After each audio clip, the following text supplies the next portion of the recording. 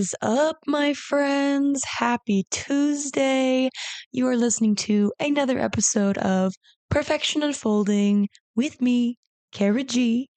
Um, wow, episode 11. How freaking nuts. How the hell are we?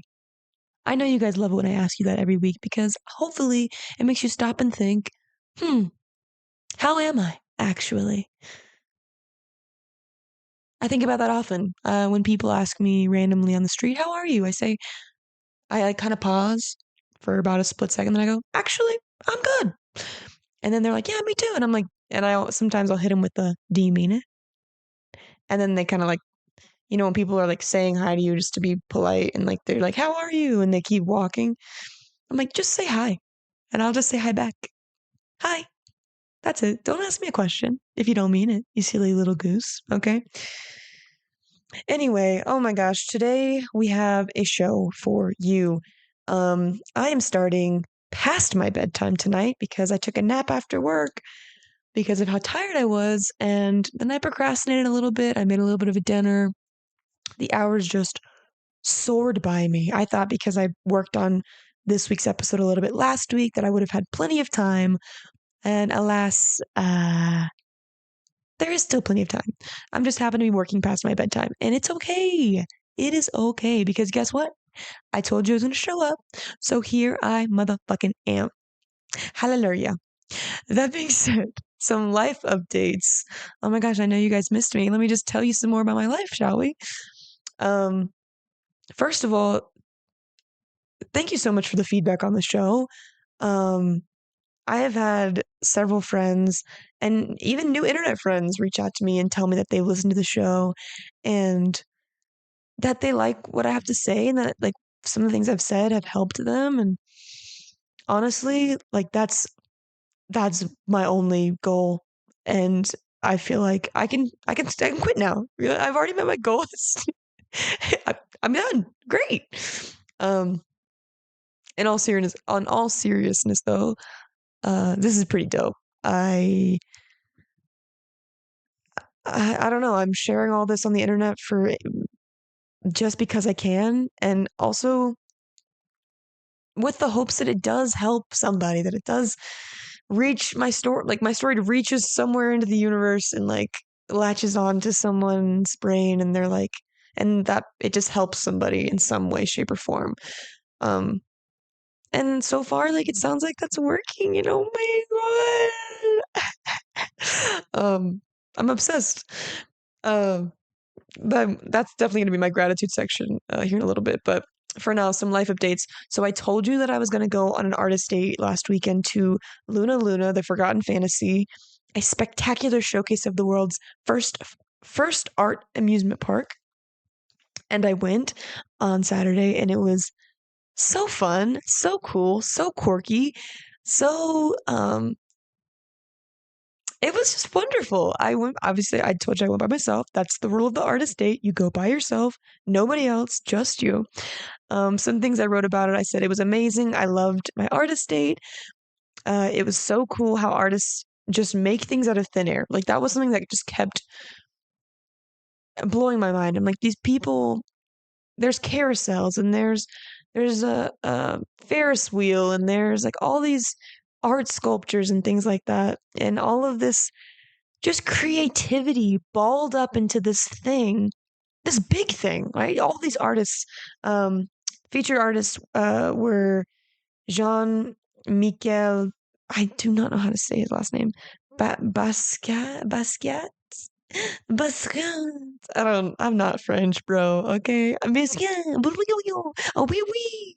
I don't know. He's super famous. Salvador Dali, Keith Haring, David Hockney, among many, many others. And it was essentially like this amusement park that was created by artists for the public to enjoy art in this playful, creative way that was void of like elitism and things like that. Like there was a lot of commentary on um, World War II because a lot of these artists were born um, before, during, after World War II. So like their parents were, murdered. Um, and some really some massive tragedies came out of the war, and like these artists were speaking to like the fascism and stuff like that, and it was just like there was literally a carousel where Keith Haring's drawings, these like humanoid icon looking drawings were made into chairs, like seats, like carousel seats that kids could sit on in various different kinds of ways. It was just cool. Like there was a swing, um, like the swinging chairs ride.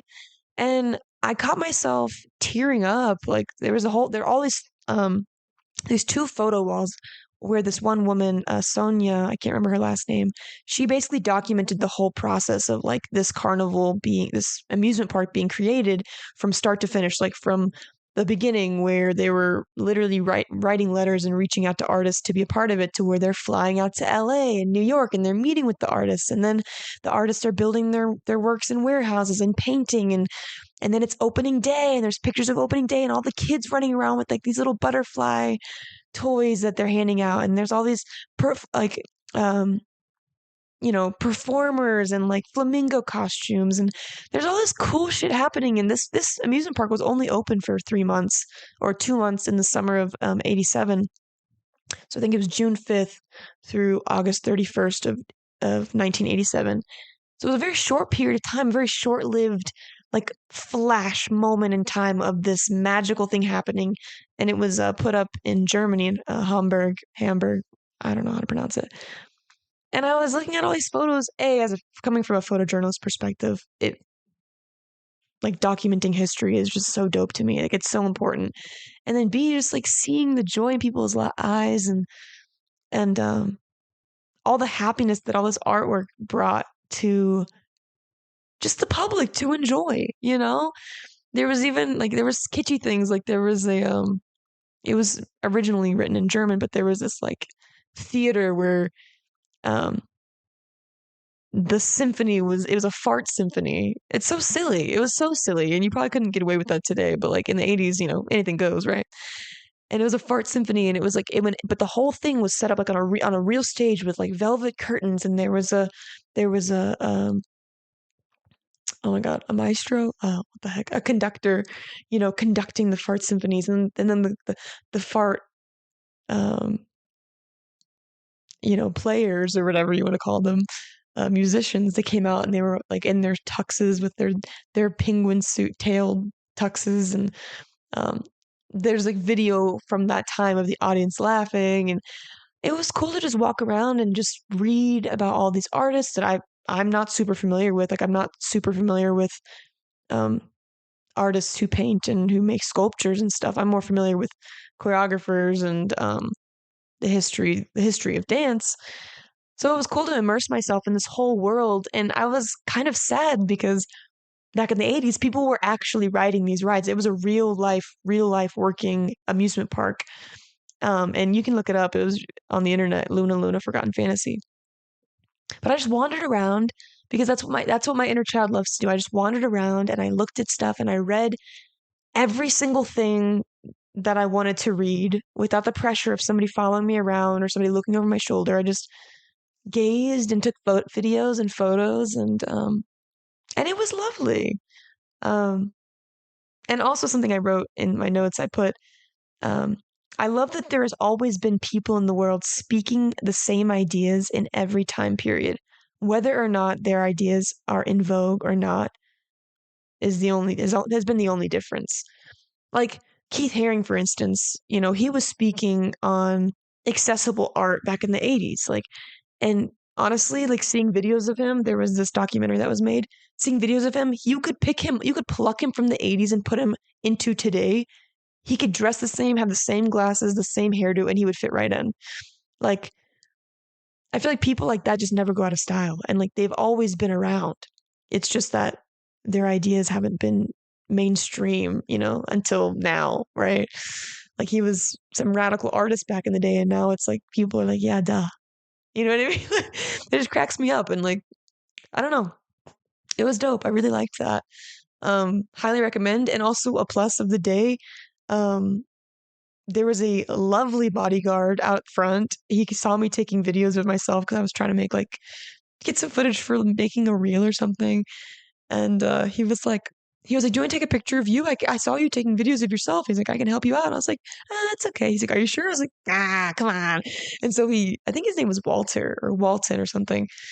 Um, and I was like, he was taking pictures of me and I was like, how does one be an influencer in LA? And he's like, I don't know. I'm not from here. I said, me neither. He said, where are you from? I said, I'm from Texas.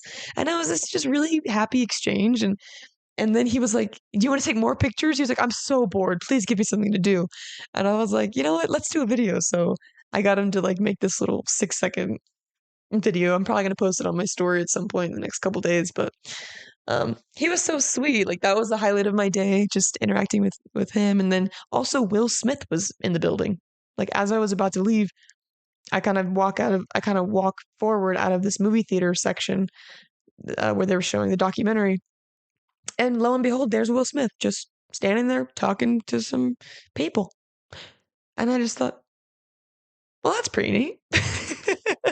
And then when I walked outside, when I was talking to that Walton guy, shout out to him. I don't remember if it's Walton or Walter, but I was like, you know, Will Smith's in there, right? And he was like, oh yeah.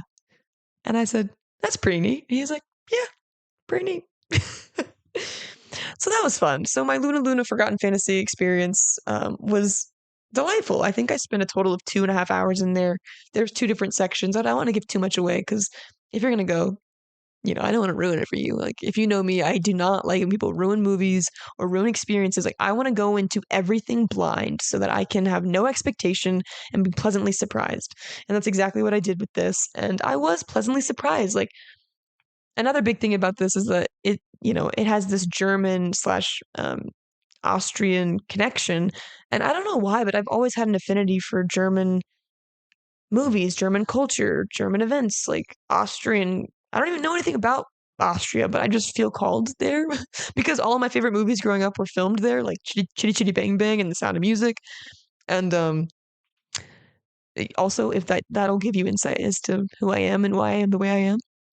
Uh, so I don't know. It was just this full circle moment, and I really enjoyed it. And I just was so sad that I couldn't time travel back in time to go and experience that in real life. But I got the next best thing, which was, you know, an art exhibit of the amusement park 40 years later. So it's half as good, but still good enough.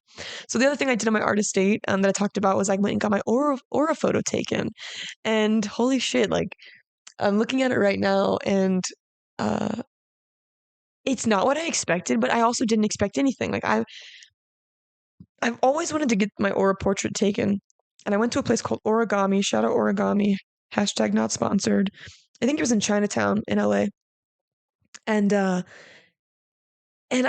always wanted to get my aura portrait taken. And last year, or I would even say like the end of 2022, I was probably like the happiest I've ever been. Like me and my ex were like newly in our relationship, and it's like the first time I'd ever experienced love like that. So it was like really beautiful.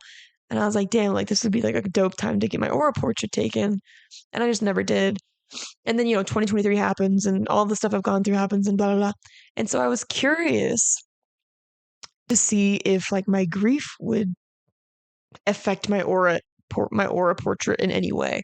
And granted, I don't have anything to go off of. So it's like, I would kind of be taking this picture first, and then later on, once I've like healed and gotten through a big chunk of it, I wanted to see if it would look different.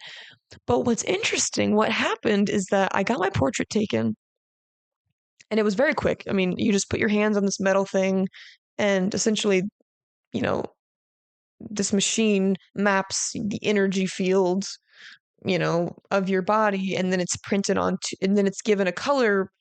Um, there's some software that like assigns a color to certain electromagnetic frequencies, currencies, I guess. And then from there, that's when it's printed onto the Polaroid, and then you get the Polaroid. And the woman Belle at Origami, shout out Belle, she sat with me and she gave me a reading, like basically what my picture and the colors mean. And mind you, I have always since I learned how to read my own aura back in 2020, this a guy, the narcissist guy I dated, showed me how to do this. Essentially, well, I'll tell you in a second. I've thought that my aura was turquoise. So every time I look at my hand, it's like this activity you can do. Like right now, even with yourself, if you have like a white wall or like a plain wall near you, you can hold your hand out in front of you and kind of like look at your middle finger, but like unfocus your eyes so that everything is kind of blurry. Like you can kind of your hand kind of doubles and it gets kind of blurry, and then you just stare at that same spot for like 30-ish seconds. And then after 30-ish seconds or a minute or two, and it takes some practice, you can see this kind of like light around your hand. Your hand kind of glows a little bit. And what I do is I kind of just slowly move my hand to the right or to the left and then watch for the color to kind of trail behind my hand. It takes a lot of focus and a lot of concentration, and I thought up until this point like I might have been insane. Like I've tried to see it on other people, it's just much harder to do. And you can try it. It's a fun little trick. It's like, hee hee, if you see a color, dope. If you don't, whatever. Um, I like to do it every once in a while, like to see what if my color changes. But my color every time I've done that since I've started doing this in 2020 has been this bright turquoise color. And so I was like, my aura is turquoise. And then when I did a shroom trip in 2021, um, shout out mushrooms, hashtag not sponsored. Why am I doing that? I don't know. Um, when I did this when I did the shroom trip, which I didn't realize until after the fact was a hero dose. I did a full hero dose. Like looking back, it was probably close to like 4 grams, maybe even 5, even though I thought it was 3. But based off what I've heard from other people, I'm like, there's no way I only did 3. Like, and maybe I did only do 3, and I had a totally different experience, but it doesn't matter. The point is, when I was on that shroom trip, I like had this experience where I was looking at myself in the mirror, and my whole body was glowing turquoise. Like all these different intricate patterns were just like ebbing and flowing through my body. This light pattern, it was bright turquoise. So I was like, "Yo, like my aura is turquoise. This is dope." And so when I went to get my aura portrait taken, I was like, I mean, maybe it's turquoise, but I'm open to it being anything. Like I've asked people what color they associate me with, and it's a deep purple or it's a magenta, it's a fuchsia. And a couple people have said yellow. And I'm like, interesting, yellow. I would never think of myself as yellow, but the way people see you is totally different than the way you see yourself a lot of the time. Like your outward personality might not always match your inward personality. My inward personality is very reserved. She's very chill. She's very like introverted. She just likes to hang out with herself. She doesn't like to talk too much. She likes to sit in silence majority of the time. Um, Listening, reading, doing that kind of stuff. But that's me now. My inner self back in the day was like much more chaotic. So I'm sure my outsides and my insides matched more. Who knows? Um, so anyway, so I went in here and I got my portrait taken, and when and Belle, the woman who worked at Origami, she was reading another girl's um portrait right before mine, and the other girl's portrait was pink and orange and had all these colors in it. And she was like, yeah, like you're not taking anybody's bullshit anymore, and like you're speaking up for yourself. And then I was like, okay, cool, cool, cool. And as she was talking, I was looking at the wall, and there were all these other portraits that people had taken, and I was just kind of looking at them and analyzing the different parts that I noticed. And a lot of them were purple, and a lot of them were orange and red and pink and all this stuff. And then she gave me mine, and when she gave it to me, I kind of went, oh, because the majority of it was blue, and there wasn't a whole lot of blue aura portraits. I mean, there were blue ones, but the way that mine looks is that, and I'm probably gonna post a picture of this on my Instagram again in the next week or so, is that I have this like this horseshoe around the first part of my head, and on the left side, which would be my right side of my face, is green, bright green, which green is my favorite color, one of my favorite colors. And then on the right side, which is the left side of my face because it's backwards, is bright yellow with like little tiny tinges of orange on 2 different points. And then there's like another horseshoe around that horseshoe of just bright blue, turquoisey. It's like a bright blue, but like as it bleeds into the green and the yellow, it looks kind of turquoise. And it has these little, like, they look like little bulbs in the blue, like little circles. And then there's like a horseshoe around that's like this little tiny thin line of green. And then like the thing that I had the most questions about was like in the center of my chest, I have two balls of light, like two bright blue balls of light. And I asked the woman about this, and she was like, "Oh, your heart and your throat chakra are wide open." And I was just like, "They are?" Here I am thinking that my grief is like shutting me down and like, making me, I don't know, bitter, but I guess that's just not true because I guess I'm really not. I'm really not bitter at all. Like, and she basically was just telling me about myself. She was like, yeah, the green is your masculine side. Like your right side of your face is the right side of your body is your masculine. The left side of your body is your feminine. Your feminine is yellow. And like yellow is on this color chart she gave me. It says joyful, bright, cheerful, voluminous, enthusiastic, optimistic, intellectual, open minded, fun. And then green is patience, firmness, perseverance, assertiveness, nurturing, attentive, responsible, dedicated, gentle. And then the blue, she said the green, like it's very patient energy. The yellow, very joyful energy. It's very happy. She's like, so people are probably naturally drawn to you, um, with their problems and coming to you and like, you know, talking to you about the things that they struggle with. And I was like, I mean, yeah, but I kind of love it, Because she was like, she was like, you have a way of turning the hard stuff into like a joyful experience. Like by the time they're done talking to you, they come out of it with like this joy in their heart, like it's not that bad, And I was like, I almost started crying sitting there talking to her because I was just like, I feel so seen, you know. And then the blue, she was like blue. She's like blue energy. She's like that is healer energy. And I was like, fascinating. And I was like, well, what do the bubbles mean? She's like, those are your manifestation bubbles. She was like, you're about to come into a lot of things that you've been manifesting. And I was like, holy shit, like you can see in your auric field like what you're attracting. And she was like, yeah. And so the blue is devotion, trusting, empathetic, loyal, expansive, sensitive, intuitive, peaceful, calm. And she was like, you have this blue above your head and you have this blue open throat and open heart chakra. And she was like, you're a person who is like when you come into relationship with like with struggle, with hardship, she was like, it's really not that big of a deal to you because you're not afraid of it. You're not afraid of like struggling. You're not afraid of hardship. You're not afraid of like dealing with problems. You're just like, it's a problem. Let's deal with it. Let's keep it going. And I was like, holy fucking shit. Like, how do you know this?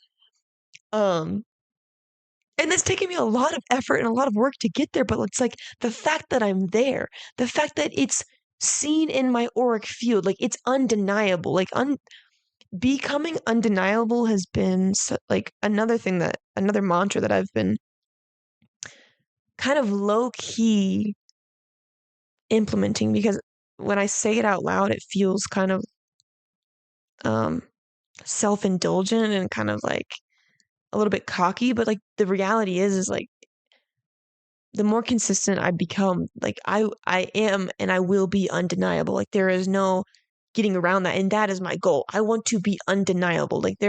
I want to put in so much effort and so much work into what I'm doing because it's important to me that I don't even have to speak. People just know what I'm about.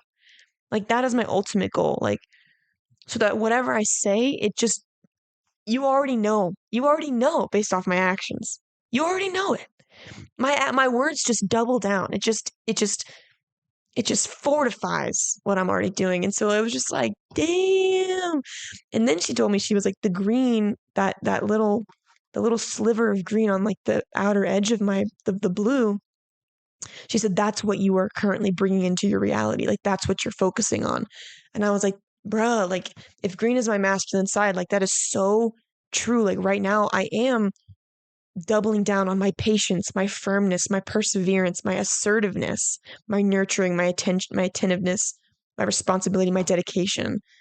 Like that is what I'm doing with my morning routine. That is what I'm doing with my podcast, with showing up, with like meeting myself at the table every day, not letting myself slack off, like reminding myself that I'm only cheating myself, right?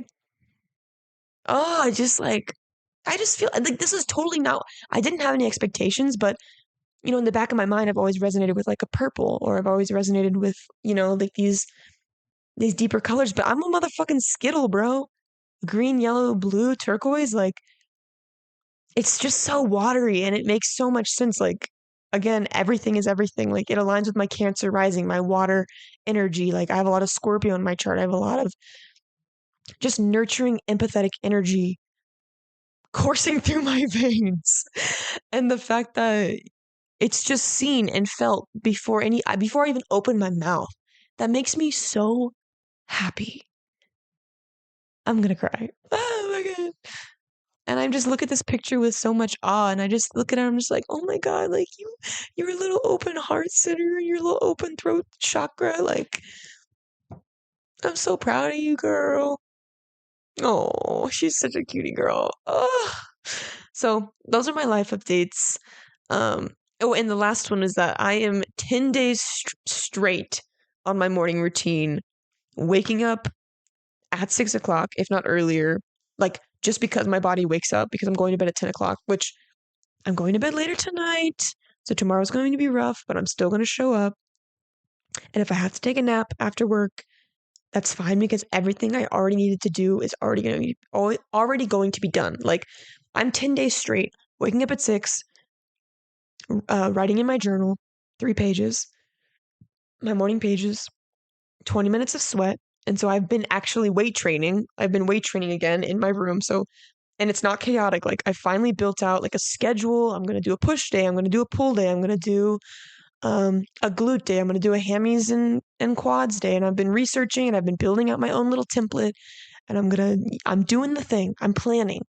I also, oh my God, another life update. I also, um, finally like got a Notion account for free personal use to organize all my shit, right? Like, I've been doing everything in Google Docs and like a physical planner. And I finally was like, you know what? I've heard a lot about this Notion thing. Like, let me just see what it's about, because I am on this journey of being in my masculine energy, of being organized, of becoming my own best partner with the strategic planning. I'm not good at strategic planning, you guys. I am terrible at that shit. I'm terrible at planning. I am a day-to-day, moment-to-moment, like, ADHD girl, okay? But I know that I can do more than that. I know I can do better. So I downloaded Notion. So for all my organizational girlies out there, bro, they have so many built-in templates. There's one for workouts. I went in there and I put in all the books I've read, and you can rate them and put the author's name and put links to buy them, the books that you want to read. Like, bro, I'm about to change. Once I get organized, it's over for all you bitches, all you hoes. Just kidding. I love all of you, no matter if you're a hoe or a bitch. So yeah, I'm like really proud of myself for doing what I said I was going to do, showing up to this podcast over and over and over again, which leads me into my gift of gratitude section. So you know what it is. If you're in a seated position, find your tailbone, get nice and cozy. I'm on my bed. I'm crisscross applesauce. I am sitting up nice and tall. I want you to take a couple deep breaths. Let's do three big breaths together. Here we go. Inhale and exhale. And inhale and exhale. Last one. And exhale. Ooh, all of my breaths are in my shoulders right now, because I am just way too excited. Every time I start this podcast off tired, I always end it like super energized. And I think that that's a tell that I'm doing what I'm supposed to be doing. As a matter of fact, I know that's a tell that I know what I'm supposed to be doing. So I hope you take a second to think about the things that you're grateful for today. And if not today, then right now. If not right now, then in the future or in the past. And yeah, and now that you're back, some things that I'm grateful for, even though my life update sounds like a big list of great gratitude, which it absolutely is. I'm grateful for myself. LOL. I've been showing up for myself in some big and small ways recently, but I'm most proud of my consistency. I just spoke to that. Like 10 days, bro. Like, when have I ever done something for 10 days in a row that up to this caliber? Like, I'm doing everything, all my self care before I even go to work. Like, this is the routine I've been dreaming of for a decade. Okay. And I'm finally in the place to do that. And to that, I need to give all credit to sleep, bro. None of this is possible without sleep. I'm going to be dragging ass in the morning because I've been going to bed at 10 p.m. every night, and tonight I'm going to bed much later. Like, it's already 11 my time, and I'm going to regret that. But you know what I'm not going to do? I'm not going to let that throw me off course. No, I'm not. No, I am not. Today was a rest day. Tomorrow I'm going to have plenty of energy, and if I don't do my workout in the morning, which I am, there's always the afternoon. But I'm going to do it in the morning because I love getting shit over with in the morning. Not to get it over with, but to know that it's done. To get it done. Not to get it over with, to get it done. I like knowing that it's done, that I can count on myself and go into my planner and check off my box that I made. Because I put boxes in every month, every single day for my whole journal. At least up until the next, I think I did at least up until May. Let's see. No, I did it up to my birthday. In June. I'm a June baby. I put 3 boxes every single day up until June. It says 20 minutes read, 20 minutes write, 20 minutes sweat. And I've got 1, 2, 3, 4, 5, 6, 7, 8, 9, 10 days. And I'm going to do that every single day. Because guess what? If I can write in my journal for 107 days as of today in a row, then I can work out for 107 days in a row. And I can read for 107 days in a row. Because I can do anything I set my mind to. Because it's just me. It's my job. No one else's.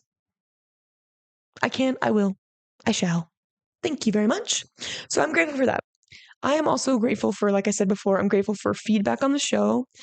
I said, oh my God, so many sweetie girls have reached out to me saying how much my words have helped them. I said, I do not take that for granted. My goal is to help y'all by sharing my story and my experience. And when it does, I know I've made it. So thank you. I do not care if it's just y'all forever. I got you, and I'll keep showing up for the both of us. Turn up. I'm grateful for showing up because I said I would. I'm also, again, I think I said this whole list. I'm great for good quality sleep and going to bed before 10. I said, let me tell you, I wouldn't be accomplishing any of this without my newly implemented 10 p.m. bedtime. Turn the fuck up. Also waking up early, doing my 20-20-20. Yeah, like, bro, it's just all gratitude over here. And honestly, the one thing I will say about this new morning routine, like, and it's not to be like obnoxious, it's not to be like I'm better than everyone. It's literally like I'm so proud because I cannot even stress to you enough how I have been thinking about this for 10 years. I've known, no, I'm reading a new book.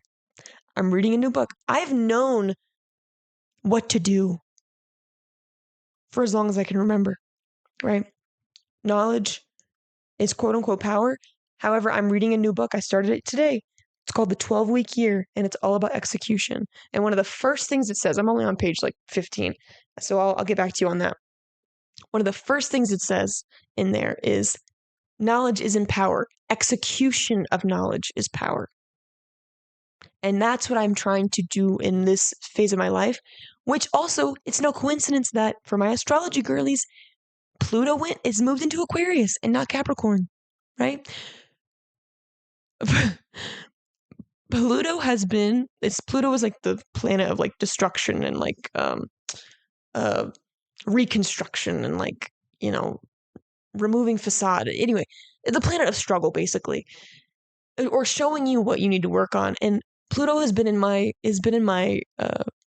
my descendant, my house of relationship in my 7th house, because I'm a Cancer rising, right? So Pluto has been in my house of relationship since 2008, right? I saw a TikTok today that was talking about, this is a side rant, my bad. A TikTok today was talking about if you have if you've only been in a relationship between 2008 and now, and you've never been in a relationship before then you have only related with Pluto in your house of relationship. You've never not struggled in a relationship up until this point. I'm like, bro, no wonder. So I'm just excited that, like, and I'm talking about relationship in today's episode, so that's why it's like so, like, everything, it just comes together so beautifully, and I just love that.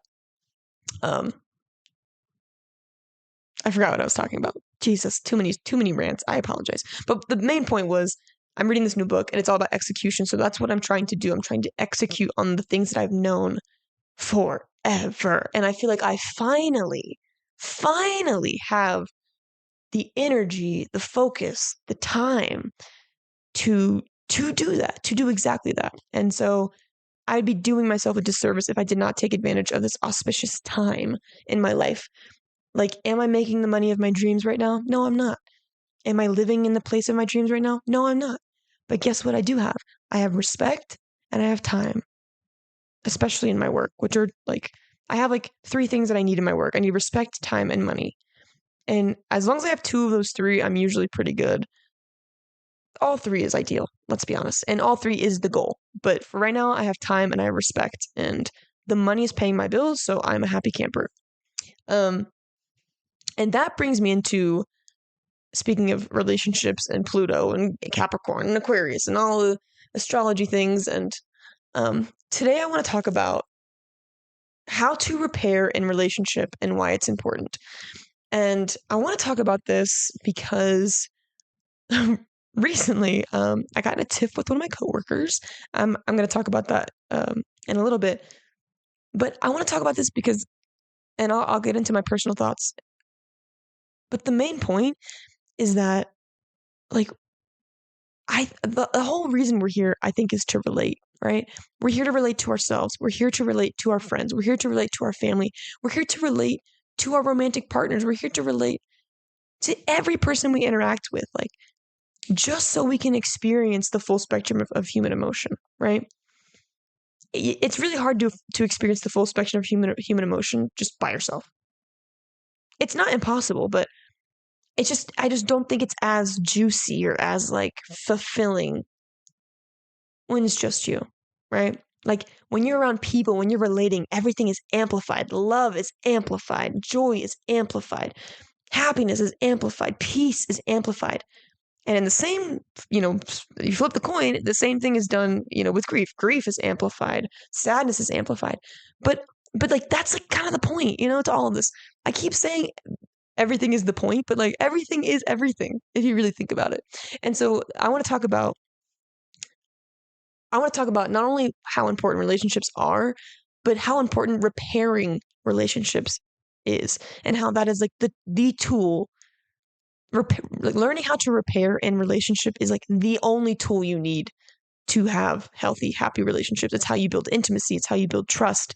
It's just how you build the foundation. It's how you keep the love alive. It's how you keep the relationship intact and healthy and fulfilling and happy. And so I wrote something for you guys again, and I'm not going to do a super big deep dive, but I am going to give you step-by-step tools on how to repair, some examples of what it looks like to fight and repair with somebody you care about, and just some fun, quirky little thoughts. And we will see where that leaves us. Hopefully it leaves me in bed at a decent time, but it's all good. I'm here for you, and that's all that matters. So here we go. I have a million things to say on the topic of relationships. I personally think relating is the whole point of all of this being alive business.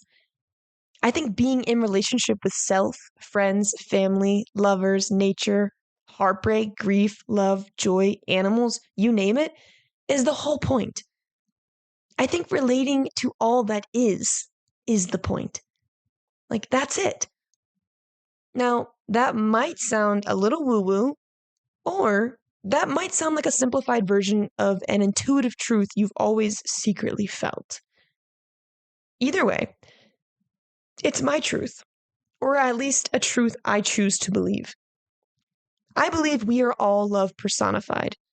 But in order to know we are love, we come here to Earth's dense reality to experience contrast on purpose, to experience what love isn't, to be able to know what love is. This might sound convoluted at first, and again, a little woo-woo spiritual, but it's a philosophy and belief that has drastically changed the way I relate to everything and everyone I've come in contact with since being introduced to it by a book that rocked my shit back in 2020. Conversations with God by Neil Donald Walsh. I won't get into the details. I won't get into detail in this episode, but if anything I've said so far has resonated with you, read this book. Read all 3 of his books if you feel called. All this to say, when you equate the whole purpose of being alive to relating and being in relationship, especially with the main goal of experiencing yourself as love personified, and in turn everyone and everything as love personified, it changes the way you show up in the world. It turns your judgment into curiosity, your fear into compassion, and your hate into gratitude. You begin to develop a respect and reverence for everything and everyone around you.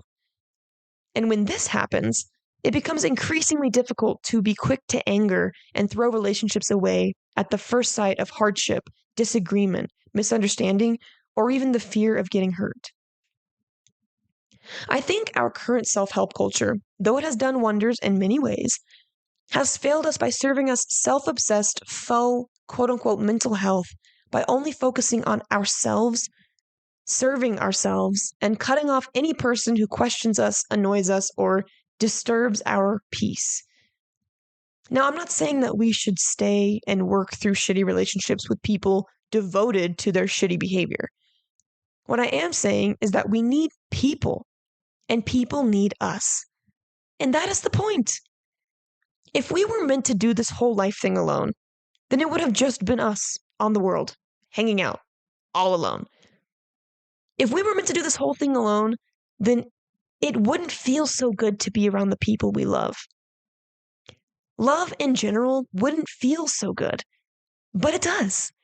That's why we're all so obsessed with it, why we're always looking for it, and when we find it, we hold on to it for dear life. But that's also why it hurts us so bad when we lose it. Everything is a balance. That's just the way it works. And it doesn't matter how much healing you do on yourself, or how much you actualize as a person, or do the inner child work, or how big you build the business. All throughout your journey here on Earth, you're going to meet all kinds of people. People you love. People you could do without. The through line is relationship, and how you choose to relate and with who will, in a lot of ways, define the quality of your life. The best part is that you have full control on how you show up in relationships, especially the ones you want to hold on to for dear life. And the one and only tool you'll need to maintain healthy, happy, intimate, and fulfilling relationships is the tool of repair. They say a good relationship can be measured by how well 2 people fight. And to that I say, nay. The longevity of a healthy and happy relationship can be measured by how well they fight and repair. Fighting is inevitable. Fighting and disagreements can be counted on in relationship. And again, I'm not just talking about romantic relationships. I'm talking about your relationship with yourself, family, friends, coworkers, strangers in the street, you name it, this rule applies. How does one acquire the skill of repair in relationship, you ask? By, you guessed it, relating. How fun. In my experience, I took the solo route of healing all my inner turmoil, self-hatred, self-sabotage, anxious attachment wounds, and inner child trauma. I purposely didn't relate to men/boys, specifically for a half decade after high school, because I thought I, quote unquote, have too much shit baggage to work through. So let me work through it first, and then I'll be ready for a relationship, end quote. Although I look back on this time and think, oh, sweet baby, you needed that time. Thank you for giving us space to heal. And also agree that 2013 through 2018 Cara was onto something with the whole don't give your shit to someone else to deal with. perspective philosophy. It makes me audibly laugh thinking back to a time where I genuinely thought I could walk into a relationship with a man ready to love without conflict because I did it. I was healed. Oh, how naive I was. The reality is, the only way you can practice what you've learned through your own personal healing is by relating to others. Being in relationship is the real test of your healing. It's where you're most vulnerable and where your triggers are brought to the forefront without warning. This is where the real work begins. Yes, you can accomplish so much healing alone, and I'll always advocate for that as a first step. But when the opportunity to relate comes into your life, especially romantically, expect it to humble you real quick. It is not for the faint of heart because loving and being vulnerable are two of the experiences in life that take the most grit, the most tenacity, the most patience and kindness and compassion, if you want to experience it in a healthy way, in the most aligned way. And that, for me, is and always will be the goal. No one wants to live out shitty relationships holding on to crumbs of intimacy and living in resentment for not having your needs met or even asked about in a relationship. We desire ease and peace and communication and intimacy. We desire to be seen and heard and deeply known.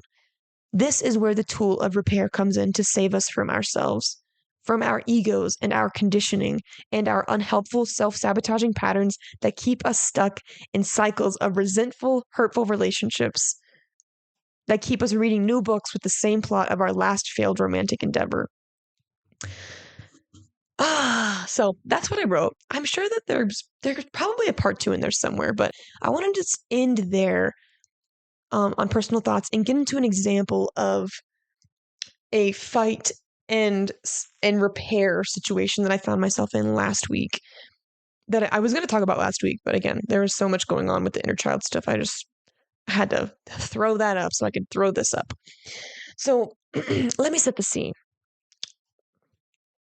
of my own personal experience and why repair is so relevant in my life at the moment. First off, let me start by saying I did so much repair work in my last romantic relationship. A lot of self-soothing, a lot of talking myself off down the ledge. But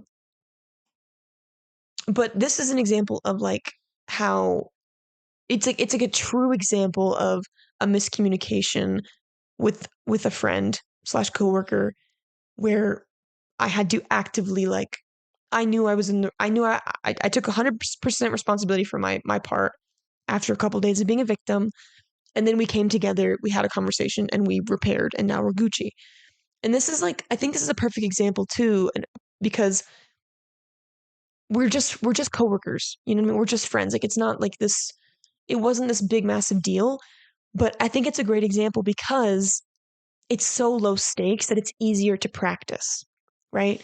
I mean, there's still some high stakes, when you get in a fight with a coworker, obviously, it can make your work environment very uncomfortable. There might be some animosity that builds up and then maybe something bigger happens down the line, which low-key happened to me at my last corporate job, my last 9-to-5 job. I ended up just totally, me and my coworker just iced each other out hardcore, and I guess neither one of us felt the desire to repair. So, because I knew I was leaving anyway, and it's shitty. I wish I would have shown up in a better way because that's just how I want to show up. But it is what it is, and it's fine. We've both moved on. We've both moved on with our lives.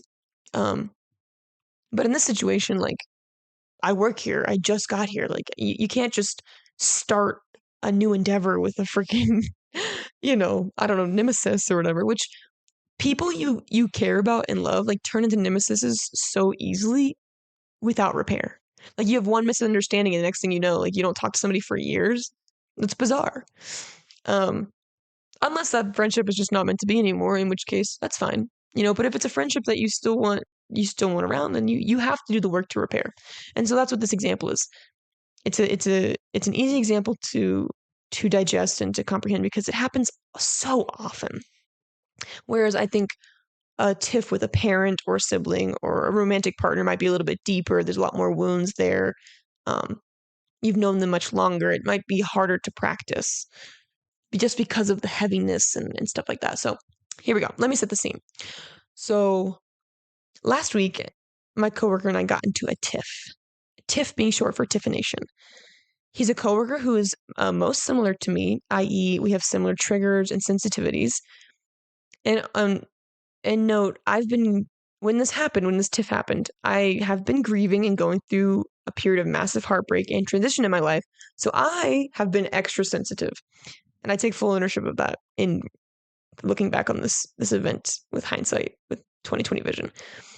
And I also want to make note that I have been around a bunch of men every single day, all day since I've been out here. Okay. And that had been wearing on me at this point. At the same time, so that's like my background. So my background is like, I've been grieving. I've been going through a period of kind of like struggle. I'm adjusting to my new space of living with a bunch of people, adjusting to being around mostly men all day. I work in an office full of men. I live in a house full of men. There aren't a lot of women that I have to share ideas with or to just chit chat about being a woman with, you know? And it's been wearing on me. I'm like everything in my life is in transition at the moment. So it's like, it's a lot. So that's my background, as all this was happening. And also I was on my period. Okay. So just double down. Just shoot me through the heart. You know what I mean? You could flick me or look at me in the wrong way, in the wrong direction, and you're going to make me cry. Very on edge. And so setting the scene for him at this point, like he's got a lot of his own stuff going on. Like he has a bunch of like creative odd jobs outside of work. He's got like this new like situation happening with the girl, he's trying to work through his own anxieties with. So he's on edge. Mind you, everybody in our office, they're all jokesters. So everyone's always joking all the time, which me and jokes. I love a good joke. I love a funny joke. Okay. If a joke's not funny, a joke's not funny. Okay. And I'm in an office full of men and they're always like, joking. And sometimes they take it too far and they hurt each other's feelings, but they would never admit that. But like, then I walk in, I'm like, why are you hurting each other's feelings? That's annoying. And then I'm just the one being annoying. So that's kind of the scene. And so, but I want to talk, so that's like where we are in our headspace as this tiffination unfolds. But I want to also make note that our normal demeanors around each other is usually we're joking, we're laughing, we're goofing around. And I put in here, like, mind you, him and pretty much the rest of the dudes I work with directly or adjacently live or hang out at our house, the house that I stay in, pretty much every day. So like we are always in close quarters all the time, and everyone pretty much knows everybody's business. And normally it's usually all love and it's all jokes, but sometimes those jokes hit a little too close to home, especially around me. So it's like, again, I can kick it with the best of them. I can be one of the boys. I can laugh. I can I can haha. But sometimes they just be joking, and it's just like, damn, like why are you trying to hurt my feelings like that, bruh? And so this particular day, I don't remember what day of the week it was, but on this particular day, this coworker, he joked about a subject that hurt my feelings, and I had called him out on it. But I had done it in like a meanie girl way. Like he had said something, he had made fun of me in some way that like hit my. He had said something like, we had some like conversations about like some of his girl problems, and I was giving him some advice, and in this moment he joked around about how like he said something like I didn't give him good advice or something, and like made a joke of it and said, oh, like so and so gave me better advice, ha ha ha ha. And for whatever reason, in that particular day, that like any other day, I wouldn't have given a shit about what he said. I would be like, oh yeah, that's hilarious because I give the best advice, yeah, or something like that, like something stupid and quippy.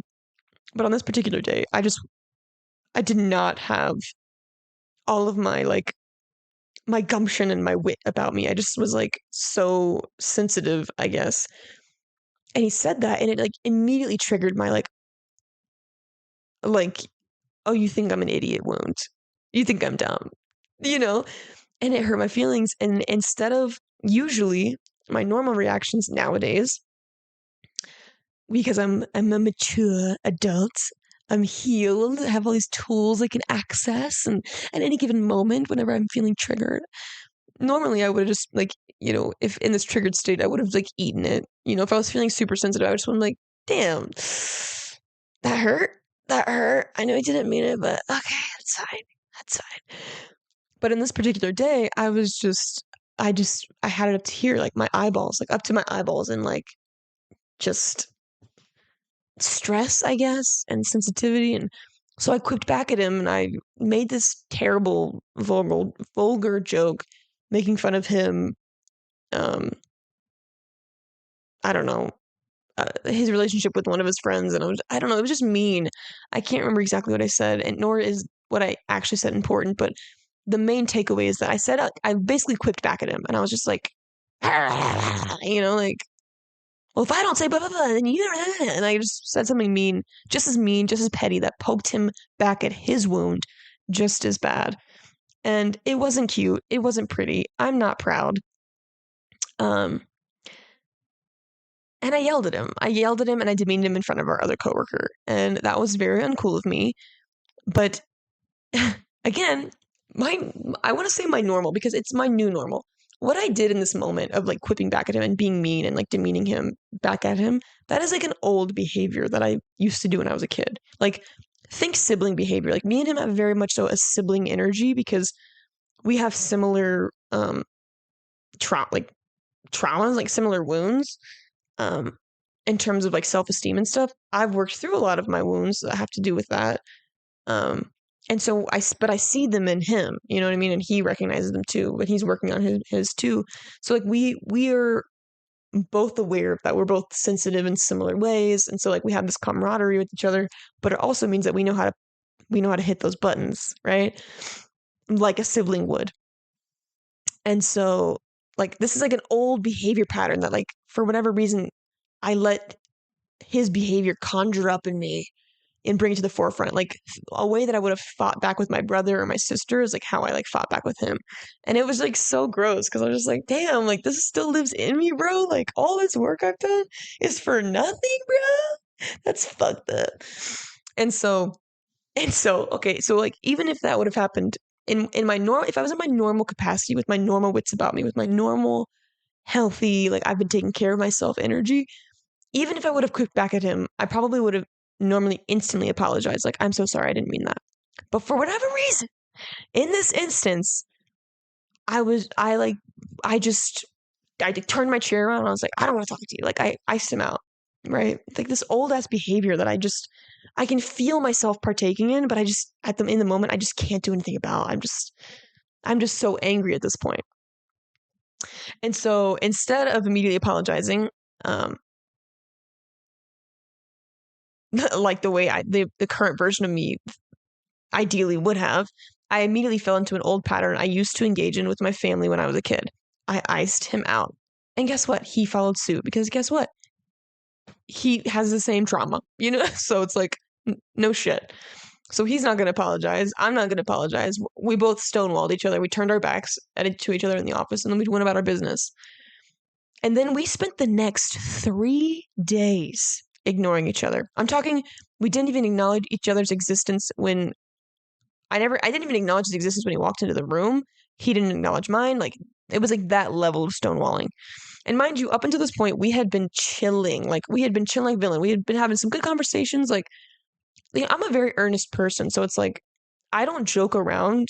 Like, the jokes don't usually come from me. Like, whenever I'm joking around, it's usually a riffing a bit that somebody else has, right?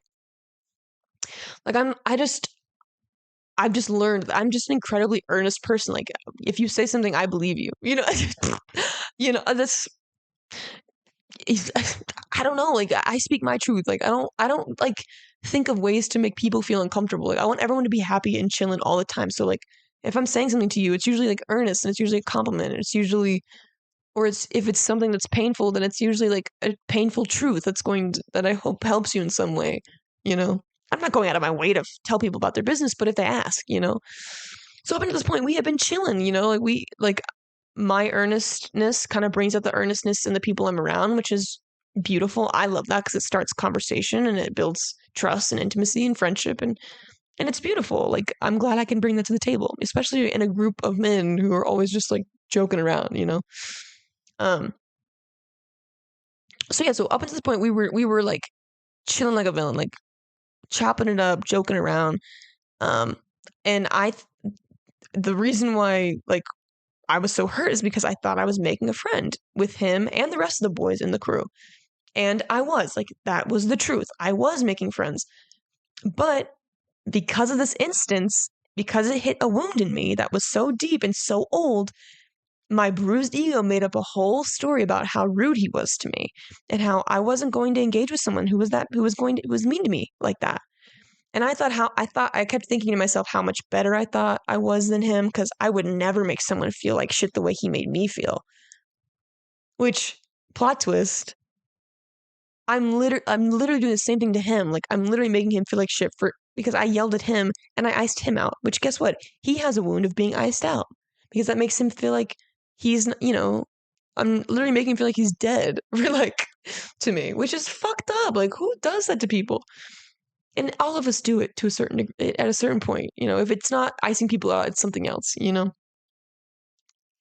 It's just so silly. So I made up this whole story that he was mean to me, and so I wasn't. And all the advice and all the conversations we had didn't mean anything to him, and so I wasn't really making a friend, and good riddance. That was like my good riddance. Like my energy, like how fuck that's so shitty. But the truth is, as I looked back on this situation, like we both fucked up, and knowing that he's as sensitive as me, he just might not show it as obviously. Like, I'm a very sensitive person. I wear my shit on my sleeve. And I know that he's a sensitive person. And even though he might wear his stuff on his sleeve, like, he's probably not going to show that all the time. He's a dude. He's got his own stuff to work through. But I know that he's that sensitive. So with that knowledge, you would think I'd be a little bit more compassionate. But the ego's a strong, powerful little bitch, isn't she? She sure is. And she is going to protect you at all costs. So if she thinks that there's danger afoot, if she thinks someone's trying to not be being a fake friend, she's going to be like, nah, chop him. Chop and screw him. The truth was, we were becoming friends. We just took a joke a little too far, and I didn't have the capacity to handle the situation in the way that I wish I had. And that's the truth. Like he said a joke, I didn't have capacity to get the joke, nor did I have the capacity to respond the way that I wanted, nor did I have the capacity to, emotionally regulate in the speed that I wish I could have. Like it was a very slow process because he hit such a deep, deep wound. And I want to just emphasize, like, in relationship, and no matter what relationship you're in, your triggers are not going away. Okay? You just get better at dealing with them. I'm sorry to say, but your triggers will always be there. You can't, your wounding is always going to be your wounding, right? But you can develop a different relationship with it through different tools. Like you can reframe what happened to you, like what we talked about last week. You can, take the shame away from it, so that when people do poke at it, it doesn't hurt so much. And apparently, I still have this event showed me that I still have a lot of work to do in the people don't think what I have to say is important wound area. And that comes directly from my father. Like that is a father wound, which I have healed a big chunk of my father wound. But then little stuff like this pops up, and I'm like, interesting. This is what would come up for me if I spent more time relating to my siblings, right? Which I don't see my siblings a whole lot, so I don't have to deal with this very often. Because different relationships are going to bring out different triggers in you. And don't you love that? It's like you're always playing a game of like, who am I really? But it's painful. So after 3 days of ignoring him and convincing myself that's just how things are, that's just how things are going to be from now on. Literally so dramatic. I woke up one day when I wrote this. This was like a week ago. So I wrote this on Sunday. I mean Monday. So this happened on Sunday, last Sunday. So I woke up Sunday, the fourth day after icing him out, with my heart pounding and a knot in my throat. Mind you, the first 3 days of ignoring him, I felt fine. I slept like a baby. I woke up fine. But that fourth day, for whatever reason, was the day that my body decided to have anxiety about what was going down, about not showing up in integrity the way that I wanted to, about being mean, about icing him out. It just felt so like shitty and gross. Like it wasn't a sustainable way to keep going. And once I feel like that, like there is no going back. Like I have to have the conversation. And I let that be my guiding light. Like if I feel that kind of anxiety, like I need, like my throat gets kind of tight, like I need to speak my truth. I need to live in integrity. Like that's how I know what I need to do. Maybe you have some signs like that for yourself too. Um, so I wrote in here, I'm surprised it took almost 4 days to happen, but at this point, I knew I had to have a conversation with him. I knew I had to apologize, but also speak my truth. And not in an obnoxious, you owe me an apology kind of way. I need to be the person to rip off the band-aid and start the combo with love and compassion because that's a skill I have. And it's important for me to show up in the way I most desire, to show up in integrity. Literally. That's exactly what I did. I was like, you know what? I could live with this, it's a choice, right? It's like, you know what? I could follow my patterning and just let this live in my chest. I'll do what my family always did. We'll ignore each other for a little while, and then one day someone will make a joke, we'll laugh, and everything will be fine. And just totally skip over the repair phase. Because that's how quote unquote repair worked in my family. You just act like everything's fine, you go off your own separate ways, you come back, pretend like nothing happened, and bada boom, bada bang, you're best friends all over again. Which I've learned in adulthood is not how things work. That's not how things work. Nothing ever gets repaired. That wounding is still always there, which is probably why I reacted so negatively when he was joking with me the way that my brother would, right? Because my brother and I, and my sister and I, all three of us, none of us have ever really apologized for anything we've ever done to each other. Which, I mean, how many sibling groups have? But that's not the point. That's not the point I'm trying to make. The point I'm trying to make is to live in healthy, happy, repaired relationships. Me and my siblings are cool, but we could definitely be better. And we'll get there. We're getting there slowly but surely. So I wanted to show up in integrity. The convo lasted. So this is what happened. So basically, the morning that this happened, because we lived in the same house, I woke up. I was super anxious, like heart pounding, throat tight, gut swirled up in knots. And I took like 3 or 4 big breaths, and I was like, let me just go fucking do it. I'm not gonna think about this. I'm just gonna go fucking do it because, I know him and whoever else is in the living room. So it's like I'd have to walk by him, ignore him again, and then like it would just be a whole thing. So I was like, you know what, fuck it. So I took a couple deep breaths. I gathered some courage, and I walked into the living room. I said, "Hey, are you free to have a conversation?" And he immediately said, "Yep." And I was like, "Perfect." Like that's like the hardest part is like not getting rejected. You know what I mean? Because like, what if they were like, no? And I mean, that would make the decision for you, right? Like they would have decided for you that like, oh, this relationship is over, which never feels good. No matter what the stakes are, no matter if they're a coworker or a romantic partner or whatever. So he immediately agreed, and it was like this unspoken rule that like, okay, we both know what we're about to talk about. And we walked outside and went on the porch, and the first thing I said, and I didn't plan this. This is just kind of what flew out of my mouth. I said, I don't want to be your enemy. And then we both sat there in like silence for like 3 seconds.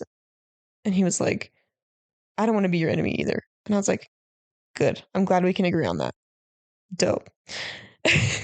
And then I just went in and I just talked about like, I talked about the impact of what he said and how it made me feel and what it brought up in me and all the stuff. And then, I took full responsibility of my mental health. Like I wasn't in a good place to be joking around. Like, and I apologized for the things that I said to him. Like, that's not how I want to show up. And he apologized to me because he didn't want to have that impact. And then it was just like, and it was good vibes. Like that, it was so simple. I said sorry. He said sorry. I took ownership of my actions. He took ownership of his actions. And that was it. And we repaired it.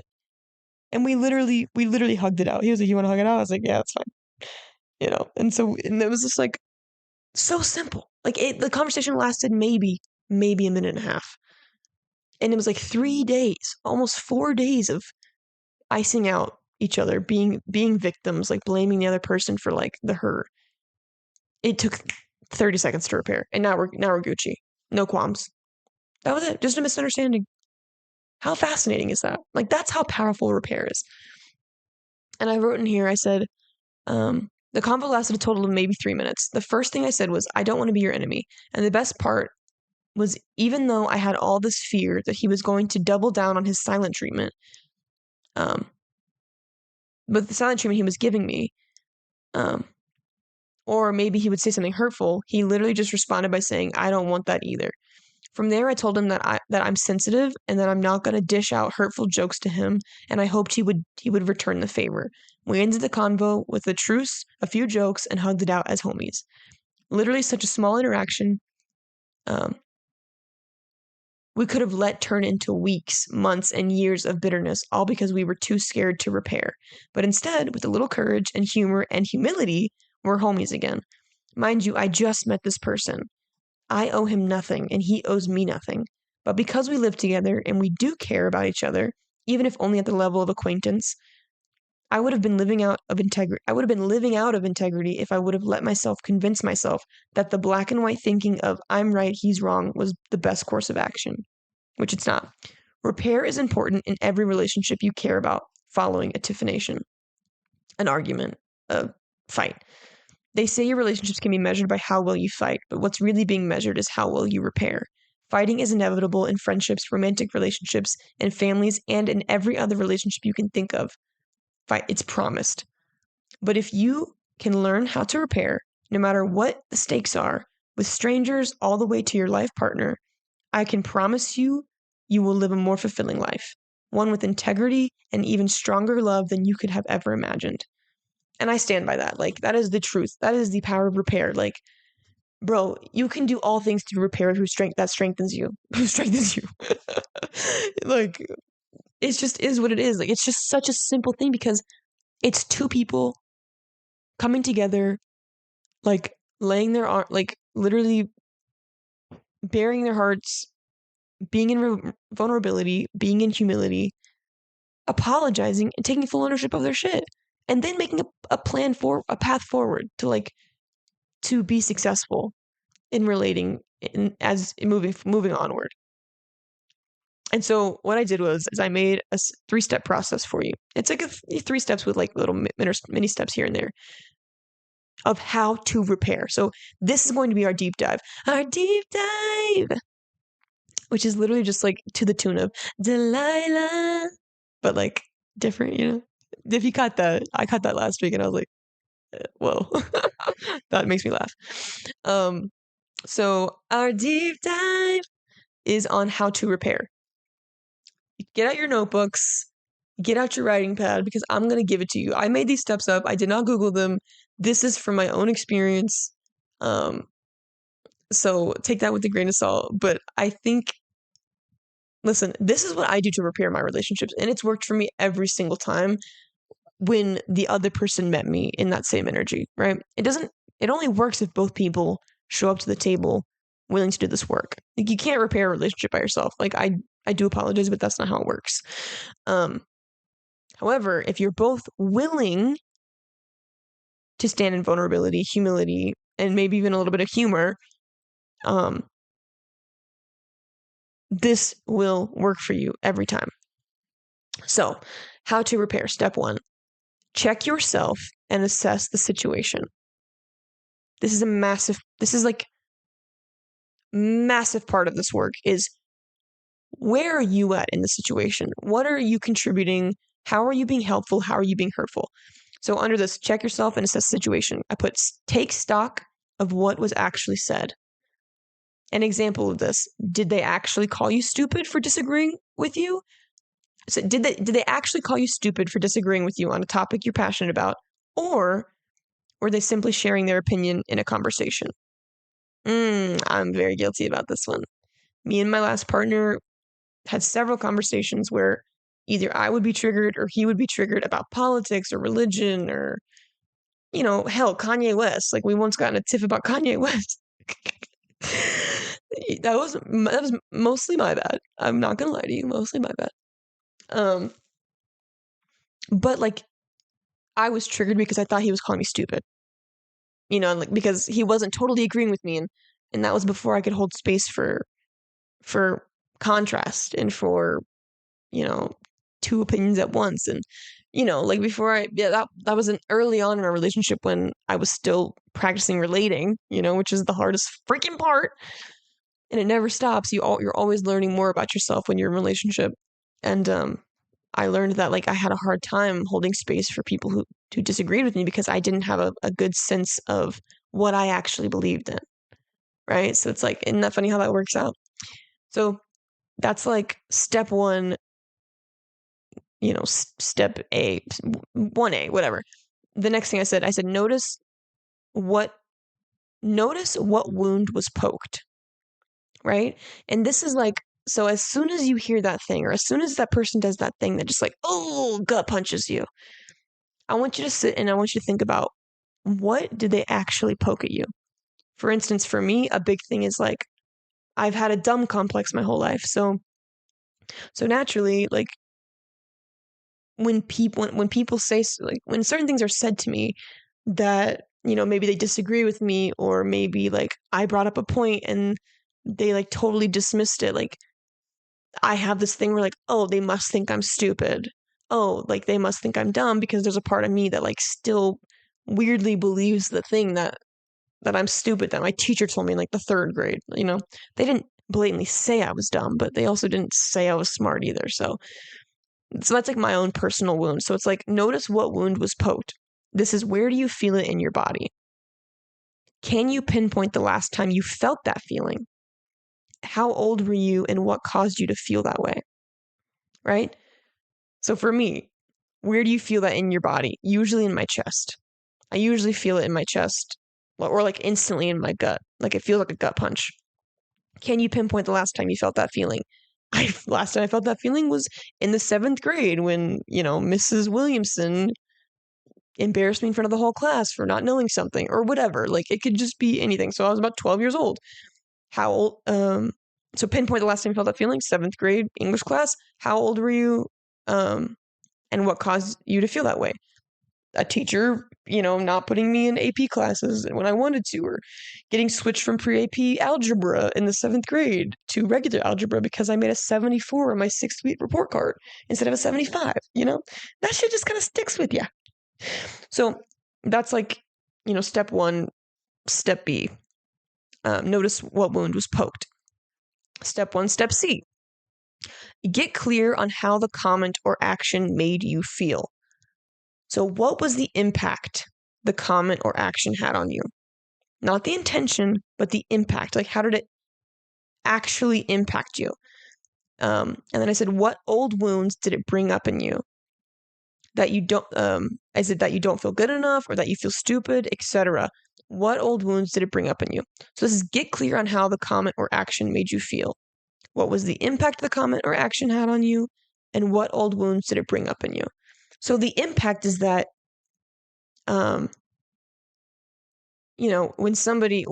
my partner disagrees with me on a topic, the impact is that I feel stupid. Like, I feel like you don't value my opinions, that you don't value my mind, that you think I'm an idiot. Like, that's the impact. That's the trigger that's being brought up because that wound's being poked, right? That's the impact. That might not be the intention. Their intention was just to share their own opinions. It's not their fault that I can't hold space for their opinion because my wound is it's like overcrowding my brain, and then I'm spiraling. I'm having this whole emotional spiral. Like, that's the impact. The impact is that they didn't make you, but their words triggered an old wound in you that sent you into a spiral, right? They're not responsible for the spiral, but their words impacted you in this deep way. This is like important. Like, how did it impact you?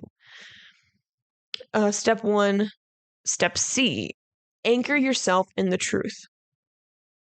Is what was said or done an action that needs to be addressed because it doesn't align with how you want to be treated or spoken to? Or did you blow it out of proportion in your mind because you were triggered? This is again, anchor yourself in the truth. Is what was said or done an action that needs to be addressed because it doesn't align with how you want to be treated? i.e., did they cross a line, right? Did they say something that crossed your boundaries? Did they do something that crossed your boundaries? Or were they just being normal, regular, and you were just triggered in this like heightened emotional state, in this heightened emotional way because of an old wound, right? Another thing, I said, this can be tricky if you're just starting out on your self-development journey, learning your upper limits and your triggers. But when in doubt, ask questions. So knowing the difference between somebody crossing your boundaries and you blowing something out of proportion, what I'm speaking to can be tricky if you're just now getting to know yourself and your triggers on your self-development journey. However, if you're far along your journey, you're well aware of your wounds, this will be much, much easier to decipher. And again, if you're not sure, by anchoring yourself in your truth, this is when you can ask questions. You can ask your partner questions. You can ask them, hey, did you mean to do this? Because this is how I felt when you said this. This is how I felt when you did this. And hopefully 10 times out of 10, your partner's like, absolutely, that was not my intention. I am so sorry that it impacted you in that way. What can I do to make this better, right? That's the goal. So those are all the steps and the sub-steps in step 1, check yourself and assess the situation. Oh my God, like this is like the most important part of, like, when they say pick your battles, like this is the part, like, first of all, I hate that expression because I don't want to pick any battle. I don't want to go into battle with anybody, right? I don't want to fight at all, period. However, like this is the part of the work that you do internally to get you to the point of knowing whether something needs to be addressed or not. Like that's the last step in step 1. It's like anchor yourself in the truth. Does something need to be addressed? Like, and even if they didn't cross the boundary, maybe you do need to address it, because when you share these things with your partner, with your friends, with your family, when you share the parts of yourself that are wounded, and like you show the person that you love and care about, like how what they said in their actions, how that wounded you, like how that poked at your wound, then they can know you better. And then you get the satisfaction of being known, and they get the satisfaction of knowing how to relate to you in a more peaceful, aligned way. Like these people, the people in your life aren't supposed to want to hurt you. They're supposed to want to love you. So any information they get, they're going to be grateful for. Period. That's how intimacy works. So that's what vulnerability is. It's like how it operates, right? So step 2, address the situation with love, right? So this is when you go from self-assessment to, okay, this is what I came, this is my conclusion of how I reacted. I want to bring this to the table, not because I want to scold anybody, but just because this is my truth, right? And so the first thing I said under address the situation is take 100% responsibility for your reaction. This is the number one thing you can do without doing anything else in order to show up in conversation ready to repair. It takes you from the blame game mindset into a love and solution-oriented mindset, ready to state your experience regardless of what they say, right? So this is taking 100% responsibility for your reaction. You can only do this if you do step 1, right? If you're not aware that you even reacted in a way that you didn't want to react to the trigger, or that you were feeling the way you were feeling because of the trigger, if you don't have any awareness, then you can't fix the problem. You can't be solution oriented until you're aware of the problem, right? The problem is you have this big, massive reaction, either them or you. It doesn't matter who you think is more right or more wrong. You both take responsibility of what happened, of your side of the equation. I said, once you've done the back end work, working with yourself and what exactly happened, where it came from, and how it happened, you can then call a meeting with your loved one to address what happened. This might include an apology for any behavior you might have acted out in your triggered state. So remember last week we talked about the child mode and the adult mode. Child mode comes out in your triggered state. So, and when you're in your triggered state, like I said last week, that inner child throwing hands, throwing hurtful words, like any of that stuff could be happening. So maybe that happened to you. So this is where the apology would come into play. When you take 100% responsibility for your actions, you apologize for the way you showed up. If you showed up in a way that was unlike the way that you wish you had, And I said, we're not all our best selves when we're triggered. It's okay. Progress over perfection. Admitting when we're not our best is baby step one, and it means the world to your partner when you take ownership of your side of the fight. Or in other words, when you sweep up your side of the street. You're both doing your part to clean up the neighborhood, right? So, step B, tell your person the impact their behavior had on you using I statements. Now, this is like the cliche you see in therapy and movies or TV or whatever all the time, but this is so true. Like, when you take 100% responsibility for your actions, then you speak from your experience, because you can only know your experience. You can only know your partner's experience when they tell you their experience. Anything that you say that puts them in blame, you're making that up. You don't know. All you know is how you felt. You don't know what their intention was. You don't know what they were thinking until they tell you. And that's just how it works. You have to believe people when they tell you things. And if you're in a relationship with someone you can't believe, then you're in the wrong relationship. So the steps: tell your person the impact their behavior had on you using I statements. The foundation of a relationship with someone you love is built on trust and intimacy. Those two things can only be created by sharing your truth with that person. The truth being the fun and the unfun stuff about you. This is where intention and impact come into play. Let your partner/person know how their actions and/or words impacted you because of your past traumas and wounds, while also acknowledging that might not have been their intention. Right, so this is where you tell your person exactly the conclusions you came up with when you did your self-reflection, when you checked yourself, and tell them how it impacted you. Tell them exactly how it impacted you, but also acknowledge, like, with a very simple, this might not have been your intention, which I assume it wasn't. However, intention and impact are different, and these words and actions impacted me in this way. And I've said verbatim exactly that to the people that I love and care about. Like, and I even said in that tip that I have with my coworker, your intention versus your impact, totally different things. I understand that, like, and I assume that you're coming from a place of like love and compassion, but in the moment, like, I couldn't feel that because you were hitting a wound that like hit so deep that like it impacted me in a totally different way than you intended. So, and he apologized for that, and I apologized, whatever. And it just like bada boom, bada bing. It's beautiful. I said, I said, note, abusive relationships aside, it is good to assume your partner/people have your best intentions at heart, making it easy to anchor yourself in the truth that your people aren't ever trying to hurt you. If this is not the case, run for the hills. Again, when you're anchoring yourself in the truth and you're thinking about the impact that it had on you during your check yourself session, the assumption, it's assuming you're in a healthy relationship where you both love each other and you want your best, you have your best interest at heart.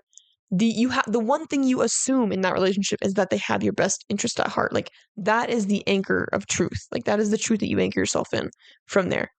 However, if that is not their intention, then you need to figure that out very quickly, and you need to get out of that relationship as soon as humanly possible. I don't care if it's your parents. I don't care if it's anybody. Like, no. Like, we only have time for people who have our best intentions at heart, period. We're not doing abuse in 2024. No mo. No mo.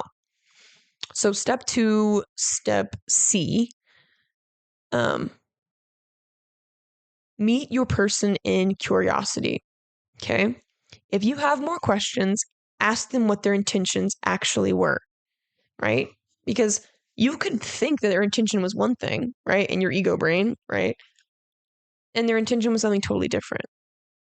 This is a time where you hear them out and you listen, right? Because at this point, because you've checked yourself, right? Your emotional wave is over. It might take you an hour to check yourself. It might take you a day to check yourself. Either way, I also think it's good relationship repair hygiene to set a date when you do want to meet back up and have a conversation.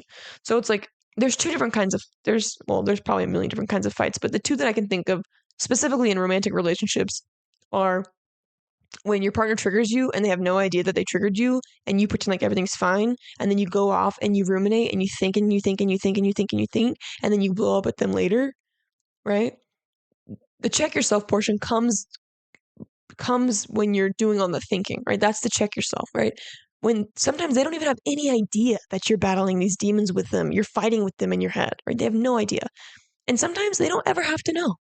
Sometimes you can check yourself and you can anchor yourself in the truth of like, they were just being regular, normal people. I blew that out of proportion. Like, I don't need to bring this up. I'm going to journal about it and keep it moving. And then other times you have like an actual argument where like you're both present and they said something that was kind of hurtful and you said something that's kind of hurtful and you both go off in your own separate ways because that's how because you both process individually. Like, and this point, this is when you check yourself and you anchor yourself in the truth and you decide we need to assess the situation together. So that's when you make a plan. Say, hey, I'm going to go do this for an hour or a day or whatever, and we're going to meet back and we're going to talk about it. Like, always set a plan to come back together, because if you don't, God forbid you both have like these abandonment wounds, you're going to think that the relationship's over. And like, how sad would that be that you both go to like the nth degree of, the most detrimental place your relationship could go just because you had one little tiff, right? That's sad. Like, always keep your partner in the know. And that takes practice too, like having the humility to like pause in the middle of your anger and be like, give me 10. I'm going to go for a walk. I'm going to come right back and we can talk about it. Or let's sleep on it. We'll talk about it tomorrow. Like, if you love somebody, then give them that. Give them that communication. Like, that's so loving. It's so helpful. It takes a lot of humility and a lot of vulnerability, but it's worth it if you care about repairing this relationship. It's going to mean so much to the people you love. And again, it takes practice. So practice, practice, practice. Practice makes better practice. So this last one, meet your person in curiosity. If you have more questions, ask them what their intentions actually were. Maybe they were trying to playfully banter with you or cut the tension on a serious subject that rubbed you the wrong way. This has happened to me. I'm saying all this from experience. Okay. This is the time to give them the floor to explain their side. This is also a chance for them to take full responsibility for how they showed up in the conversation or in their actions. Maybe they apologize for their impact on you and validate your feelings of hurt, even if that was never their intention. Right? This is where the true repair comes into play, because this is where maybe they had no idea. Maybe they had no idea how they impacted you, because you're normally a person who kind of people pleases and fond responses, not speaking from experience at all. Oh my God. And you kind of just eat it. You just eat it because you think that you're crazy for having feelings. You think you're crazy for thinking the things you do and having the feelings that you have. And so you just eat it, and then it just eats you alive, and then you just explode in these weird, obnoxious ways, and they're totally caught off guard, right? That's what we want to avoid. This is the point of repair. And in repair, you have to be honest. Don't sugarcoat your truth. I'm not saying come at your partner with all this aggressive energy and like they didn't know. What I'm saying is be radically honest with yourself and be radically honest with your partner. You owe it to both yourselves to be radically honest, because like I've said to many, many, many people, if you're not playing all the cards in your deck, how is the other person supposed to play their best hand? You know what I mean? When the whole point is like, you're playing this card game, you're a team, you're working together to like get this result. I don't know what card game you're playing because I don't know cards that well. So maybe this analogy is falling flat, but you understand what I'm saying. Like, don't cheat them out of a fair game. Right? Because it's really a dance is what it is. Why would you hide your best moves from the person you love the most? That's so silly. And your best moves being your most vulnerable truths. Because that's what builds intimacy. That's what, like, vulnerability builds intimacy. It builds trust. If they can't trust you to play all your cards, they're not going to want to play with you anymore. Nobody likes to play with a cheater. Even if that wasn't your intention, that's the impact withholding your truth has on your partner or your person or your friend or whatever. So Meet your person in curiosity. Ask questions. Step 3. It's the last step. Make a plan of action on how to navigate similar situations moving forward. This seems very simple, but this is the difference between having the same argument over and over and over again and not having the same argument over and over and over and over again. This is where you get to set boundaries. I said in here, the people who love you don't want to hurt you. So making a plan on how to navigate a similar situation in the future is a no-brainer. This could look like creating boundaries on a certain topic. Like maybe we just don't talk about that certain thing until maybe you've worked through it or maybe whatever. This could look like not joking or playing around with certain sensitive topics. So not only is it not talking about a subject, but maybe we can talk about it. We just can't joke around about it because that's painful, Maybe this looks like creating a secret code word for when either of your feelings get hurt, where you both drop what you're doing and hug it out or something. I've seen videos on the internet of people who have a secret tap, they'll tap their partner on the shoulder at a party, and that means that the partner is ready to go home, and so they drop what they're doing and they just leave. It could be something as simple as that, just some secret code word, some secret language, some secret a tap on the shoulder or a brush on the arm of, hey, what you just said kind of hurt my it's a known thing that you've discussed prior, that hurt my feelings. And then your partner, whoever would know, oh, let me drop it, or I'm so sorry, let me move on, my bad, I crossed the line, right? It's so simple because again, the people who love you do not want to hurt you, right? So whatever boundaries you put in place, they're likely to want to follow them because they want to have a healthy relationship with you. And if this is not the case with your partner or with your friend or with your family member, stop relating to them. Hold space, but at a distance. You know what I mean? If they're causing you all this pain, bro, just reassess. Sometimes you're allowed to take time off from people, I said in here, the last thing I said, this plan of action could be anything. The main objective of this practice is that both parties feel heard, seen, and validated in the communication of their experiences, and that a clear path is paved for moving forward. Amen, sister. In conclusion, all of this sharing takes vulnerability and patience, but at the end of it, you'll find so much more intimacy and trust is built. Because now, not only do you feel seen, heard, and validated, but your partner, friend, colleague, family member, etc., can trust you to tell the truth, to tell your truth, which heals all kinds of other wounds that lots of people, especially of the anxious variety, deal with. And that is how you repair in relationships, my friend. Step 1, check yourself and assess the situation. Step 2, address the situation with love. And step 3, make a plan of action on how to navigate similar situations moving forward. The people who love you don't want to hurt you, so making a plan on how to navigate similar situations in the future is a no-brainer. Literally, I'm kind of obsessed. Maybe I should make a blog with this on my website. Oh my god. Hopefully that helps you and sheds some light on a real practical tool on how to repair. Because I tell you what, you can take all of this and apply it to, like I said, friendship, family, colleagues, romantic partners, but you can also do it with yourself. I mean, if you feel like going that deep, which, listen, go for it. Check yourself and assess the situation. Did you just say something that hurts your feelings, bro? Take stock of what was actually said. Notice what wound was poked. Get clear on how the comment or action made you feel. Anchor yourself in the truth. Do you actually feel those things about yourself, or are you just regurgitating an old program that was put in there by somebody else? Good questions to ask yourself. Maybe you stop saying those shitty things to yourself in the mirror. Maybe you start saying nice things because you're talking to little you and you're talking to adult you. And why would you ever say those hurtful things to little you? That's fucked up. You wouldn't say that to a kid, would you? And if you would, ooh, you're not part of my demographic. Gross.